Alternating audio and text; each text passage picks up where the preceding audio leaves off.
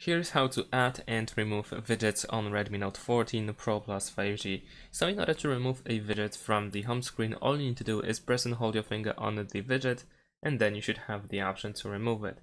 And once you press the remove option, the widget will be gone. In order to add an widget to the home screen, you want to press and hold your finger on an empty space in the home screen. Then you should see these options, and at the bottom you can choose widgets. Now over here you will have some suggestions, but if you're looking for app widgets, then you want to go to Android widgets. And now over here, as you can see, we have a bunch of different widgets that we can add to our home screen. So let's say I'm gonna add the search bar back. So what you can do now is you can simply tap on the widget itself and it will be immediately added to the next available space in the current page of the home screen. As you can see right now over here, it is already added. But at the same time, what you can do is also, let's go back to the widgets.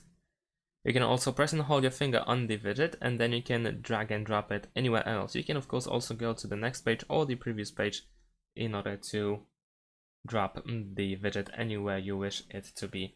And that is pretty much it. Thanks for watching, leave a like and subscribe to my channel, and see you in my next videos. Bye!